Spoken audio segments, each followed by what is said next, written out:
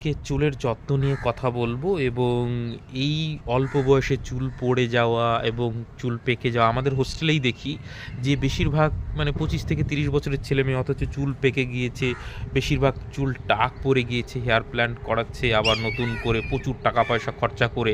তো এইটা থেকে আমি কাউকে সাজেস্ট করছি না, কিন্তু আমার কিন্তু দেখুন আমি দীর্ঘদিন থেকে বাইরে বিভিন্ন রকমের জলে স্নান করি, এমন নয় যে চুল পড়েনি, পড়ে, কিন্তু আমি কিভাবে এই চুলের যত্ন নিই এবং কি ইউজ করি সেইটা আমি বলছি, তাহলে আপনারা হয়তো কিছুটা আইডিয়া পাবেন।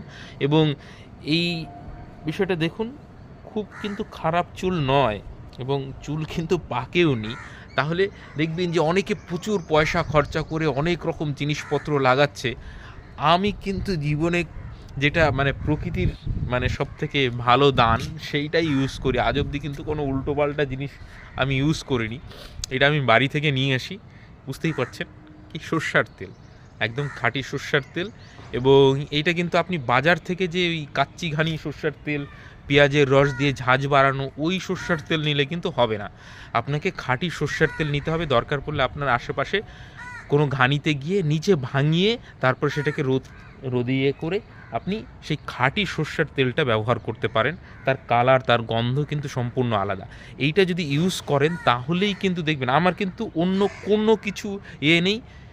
হ্যাঁ, আমি গায়েও সর্ষের তেল মাখি, মাথাতেও সর্ষের তেল মাখি এবং শীতের দিনগুলোতে বিশেষ করে ছাদে এসে ০.৫ ঘন্টা একটু রোদে দাঁড়িয়ে নিলাম সর্ষের তেল। এবার কালো হয়ে যাওয়ার তো ব্যাপার নেই, যাদের কালো হয়ে যাওয়ার ব্যাপার আছে তারা কিন্তু গায়ে সর্ষের তেলটা মাখবে না, মাথায় ইউজ করতে পারেন।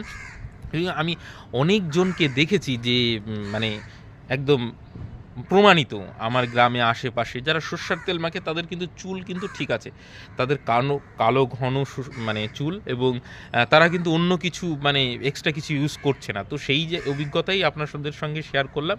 এবং এই এখন আমি এসছি, এইটা কিন্তু মাখবো, ০.৫ ঘন্টার মতন একটু ছাদে দাঁড়াবো, হাঁটাহাঁটি করবো, ব্যায়াম করব, এবং এই সর্ষার তেলই কিন্তু আমাকে এখন অবধি এইরকম মানে ভালো রেখেছে, তাই আপনাদের সঙ্গে শেয়ার করলাম। এমন না আপনাকে আমি সাজেস্ট করছি, এমন বিষয় নয়, সাজেস্ট করছি না আমি, কিন্তু এই সর্ষের তেলটা মেখে আমি দেখেছি, অন্তত আমার জীবনে যেটুকু যা দেখা, এবং আমার বাড়ির আশেপাশে যারা কিন্তু সর্ষের তেল ইউজ করে, এবং এবং আমি গায়েও খুব একটা কিছু মাখি না, মুখেও খুব একটা ক্রিম ট্রিম মাখা হয় না, ওই সর্ষের তেল এবং খুব বেশি ব্রোলিন বা এই ধরনের জাতীয় কখনো। হ্যাঁ, শীতের দিনে একটু দরকার পড়ে, অনেকেরই দরকার পড়ে, যার যেরকম ইসের কন্ডিশন, স্কিনের কন্ডিশন সেই অনুযায়ী নেবেন। কিন্তু মাথার জন্য কিন্তু সর্ষের তেল আপনি মানে আমি অনেকের ক্ষেত্রেই দেখেছি এবং আমার নিজের ক্ষেত্রেও দেখেছি যে সেটা কিন্তু বেশ উপকারী। এবং দেখুন মানে চুল না পেকেছে, না খুব ঝরে পড়েছে, এমন নয় যে পড়েনি। হ্যাঁ, এইখানে নোনা জল, যেহেতু নোনা জলের একটু সমস্যা রয়েছে, তবু অনেকের একদম নোনা জলে একদম পুরো এইখানে আসার পরই টাক হয়ে গেছে নোনা জল ইউজ করার ফলে, এবং সে বাইরে থেকে জল নিয়ে বা অ্যাকোয়াগার্ডের জল নিয়ে সে চুলটাকে বাঁচানোর চেষ্টা করছে, তাও হয়নি, ৭০-৮০ হাজার টাকা দিয়ে নতুন করে চুল লাগিয়েছে। তো সেই জায়গা থেকে অত টাকা খরচা না করে সিম্পল জিনিস ব্যবহার করুন। অনেকে দিকে অনেক রকম দামি দামি শ্যাম্পু মাখে, অনেক কিছু করে, বাট আমার জীবনে অন্তত head and shoulder, clinic plus এসব দিয়েই কিন্তু হয়ে গেছে শ্যাম্পু। হ্যাঁ, আরেকটা জিনিস আমি বলি চুলের ক্ষেত্রে, আমি প্রচুর বাইরে ট্রাভেল করি, যেহেতু যাওয়া আসা করি, তো তাতে কি হয়, মাথায় কিন্তু প্রচুর ধুলো জমে। সেক্ষেত্রে আপনি টুপি ব্যবহার করতে পারেন। আমি কিন্তু আগে টুপি ব্যবহার করতাম, তাতে কি হতো, এই নোংরাটা মাথায় জমতো না এবং বারবার শ্যাম্পু করতে হতো না। অথচ আমি বাইরে থেকে এসেই রাত হোক, যত রাত ১২টা বাজলে আমি স্নান করে শ্যাম্পু করে স্নান করে নেব। অনেক সময় বাড়ি থেকে বকা দিত, এত রাতে শ্যাম্পু করলে ঠান্ডা লাগবে, কিন্তু আমি দেখেছি শ্যাম্পু করলে কিন্তু বরং ঠান্ডাটা লাগবে না, যদি নোংরা জমে থাকে তবেই কিন্তু ঠান্ডাটা লাগে। তো যাই হোক, এইসব একদম মানে বাস্তব অভিজ্ঞতা থেকে আপনাদের সঙ্গে শেয়ার করলাম। আপনাদের যদি কোনো অন্য ভিন্ন মতামত থাকে নিশ্চয়ই কমেন্ট সেকশনে লিখতে পারেন, কিন্তু এটা কিন্তু আমার বাস্তব অভিজ্ঞতা থেকে আপনাদের সঙ্গে শেয়ার করলাম।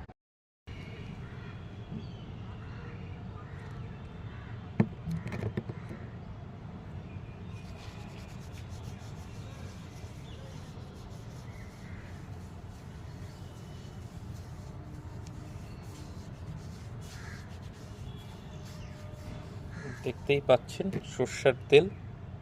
গায়ে, হাত পায়ে, মাথায় মাখা হবে, রোদ্রে দাঁড়ানো হবে।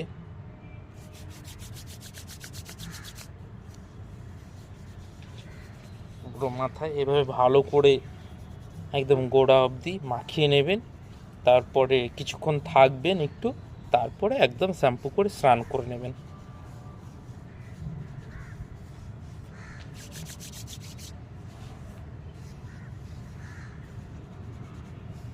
এভাবে পুরোটা ভালো করে মাখবেন। তারপরে কিছুক্ষণ থাকার পর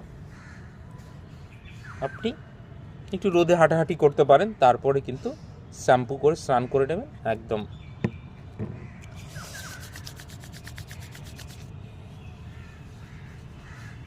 বুঝছেন, আমি যথেষ্ট পরিমাণে কিন্তু মাখছি, এমন না যে খুব হালকা বা কম মাখছি। অনেক সময় অনেকে নারকেল তেল ব্যবহার করে। নারকেল তেলটাও কিন্তু খারাপ নয়, ভালো। এমন নয় যে আমি কোনো দিন নারকেল তেল ব্যবহার করিনি। গায়ের জন্য কিন্তু নারকেল তেল ব্যবহার করা যেতে পারে। শীতের দিনে আমি, যারা খুব ঠান্ডা পড়ে তখন কিন্তু এই রোদে বসে, বেশিরভাগটা শুষতে নারকেল তেল খুব কম, যদি মানে দেখেন যে আপনার গায়ের, হাত পায়ের পরিস্থিতি খুব একটা ভালো নয়, সে গ্লিসারিন বা এই ধরনের কিছু ইউজ করতে পারেন।